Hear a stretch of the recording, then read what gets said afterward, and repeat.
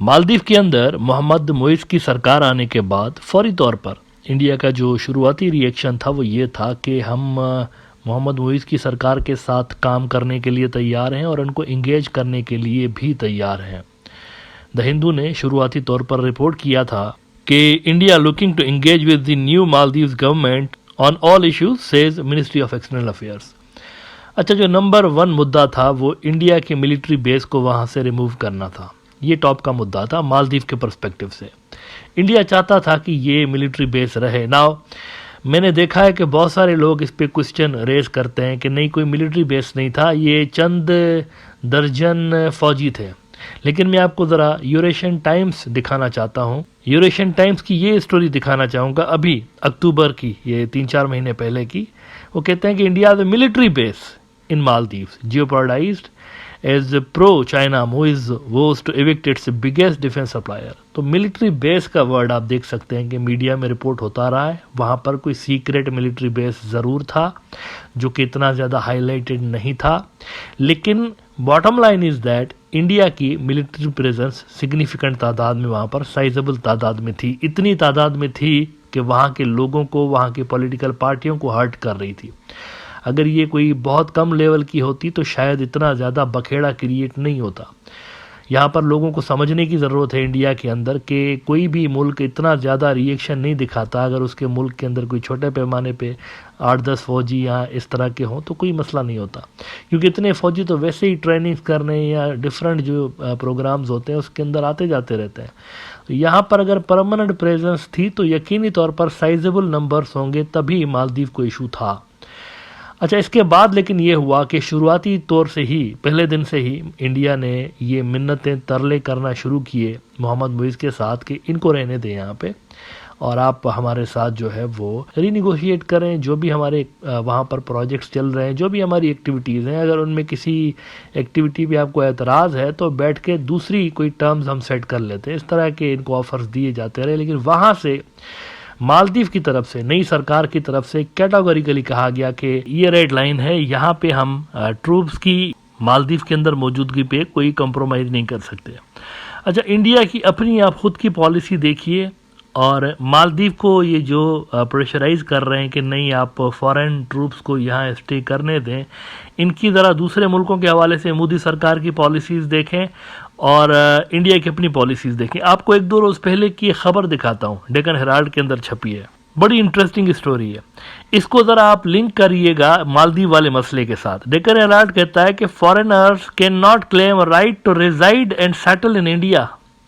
Delhi high court, India का high court कहता है कि गैर मुल्की जो हैं उनको कोई राइट नहीं है यहाँ पर रहने के लिए और यहाँ पे सेटल होने के लिए, दे हैव नो राइट। और आगे वो कहते हैं The High Court dismissed a petition which claimed the detention of a man named Azal Chakma, suspected to be Bangladeshi national, was illegal and without authority। दूसरों के लिए इंडिया का ये कानून है, बड़ा सख्त है, कोई नहीं रह सकता यहाँ पे, गैर मुल्की नहीं, नॉट अलाउड। ये सिविलियन है बंदा, फौजी भी नहीं है, सिविलियन। जबकि वहाँ आप देखिए कि मालदीव से क्या एक्सपेक्ट किया जा रहा है कि नहीं, हमारे अगर फौजी भी है ना तो लेट इट गो प्लीज़, इसको आप बर्दाश्त करें। उनको कह रहे हैं बर्दाश्त करें, खुद सिविलियन बर्दाश्त नहीं करते, गैर मुल्की सिविलियन बर्दाश्त नहीं होता और वहाँ पर फौजी बर्दाश्त करने का दूसरों को कह रहे हैं कि आप ज़रा थोड़ा सा टॉलरेट करके जगह निकालें इनके लिए और इनको रहने दें यहाँ पे। तो this is hypocrisy I would say. इखलाकी एतबार से भी, मॉरली भी अगर आप देखें तो गलत है। अपने लिए एक पॉलिसी आप अडॉप्ट करते हैं, दूसरों से आप दूसरी चीज़ें एक्सपेक्ट कर रहे होते हैं, ये चीज़ें जो है वो कुछ ज़्यादा मुनासिब नहीं है। बहरहाल उसके बाद ये होता है कि मालदीव शुरू से लेके इंडिया को रिक्वेस्ट करता रहा कि आप अपनी फ़ौजें यहाँ से निकालें। अच्छा, इंडिया मतलब रवायती तौर पर बात को घुमाता रहा और काफ़ी अरसे तक ये आंख मचोली चलती रही मालदीव और इंडिया के गवर्नमेंट के दरमियान। अब पिछले दिनों मोहम्मद मुइज़ जो कि मालदीव के प्रेसिडेंट हैं, ये जब चाइना के 5 रोज़ा दौरे से वापस आए हैं तो वापस आने के बाद इन्होंने एक धमाकेदार ऐलान कर दिया है। इन्होंने डेडलाइन दे दी है इंडिया को और इन्होंने इंडिया को डेडलाइन देते हुए कहा है कि ये जनवरी चल रहा है ना, 14 जनवरी है आज, तो इनको इन्होंने मार्च तक का, 15 मार्च तक का टाइम दे दिया है, लगभग 1.5-2 महीने दे दिए इनको कि भाई आपके पास इतना टाइम है, जो भी आपकी यहाँ पर इंगेजमेंट्स हैं उनको वाइंड अप करें और 15 मार्च से पहले पहले आपने यहाँ से अपनी फ़ौजें वापस लेकर जानी है। यहाँ पर कोई प्रेजेंस हमें नहीं चाहिए। ये सिग्निफिकेंट बात है कि चाइना के दौरे के बाद विद इन 24-48 आवर्स ये डेवलपमेंट सामने आई है। मोइस की ऑफिस से एक कम्युनिकेशन गई है, इंडिया को बता दिया गया कि 15 मार्च तक आपने जाना है हर सूरत। अब इस पर ज़्यादा बात नहीं होगी। हिंदुस्तान टाइम्स रिपोर्ट कर रहा है कि Maldives March deadline to India for military withdrawal can't stay here. Indian troops in Maldives. This comes nearly 2 months after Male sought removal of Indian troops. और इसमें वो कहते हैं कि the public policy secretary at the Maldivian president's office Abdulla Nazim Ibrahim said that the island nation has formally asked India to withdraw its military personnel by 15 March. He said, as per the Sun online newspaper, Indian military personnel cannot stay in the Maldives.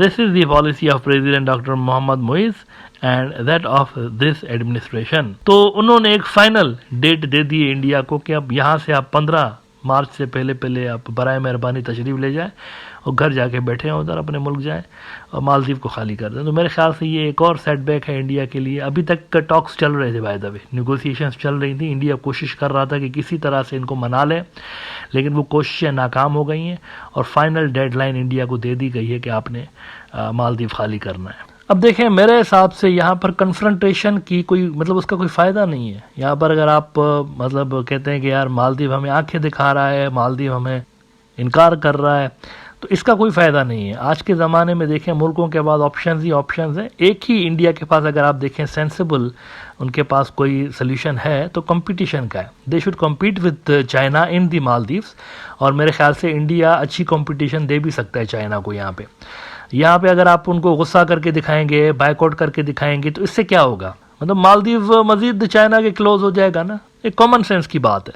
आप उनको push कर रहे होंगे मजीद towards China, तो ये international relations में इस तरह नहीं होता। फॉरेन पॉलिसीज इस तरह से नहीं चलती, गुस्से के हिसाब से नहीं चलती कि मुझे गुस्सा आ गया तो मैंने ये कर दिया, ऐसा नहीं होता।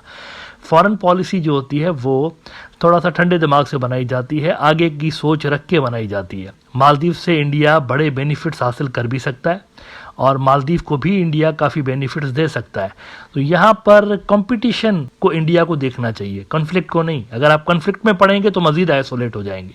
मतलब अभी अगर आपके वर्किंग रिलेशंस हैं, और हैं अभी भी वर्किंग रिलेशंस हैं इंडिया और मालदीव के दोनों के दरमियान, मतलब काम करने के जैसे हैं। ये तनाव ज़रूर आ गया है, टेंशन्स डिप्लोमेटिक लेवल पर ज़रूर हैं, लेकिन वर्किंग रिलेशंस हैं तो उसको कायम रखें और उसी को कैपिटलाइज करते हुए चाइना को कम्पीट करें। यहाँ पे अगर आप बायकॉट करेंगे और इनको आंखें दिखाएंगे तो ये सिर्फ इंडिया को ही नुकसान देगा, मालदीव को इतना ज़्यादा इसका नुकसान नहीं होगा।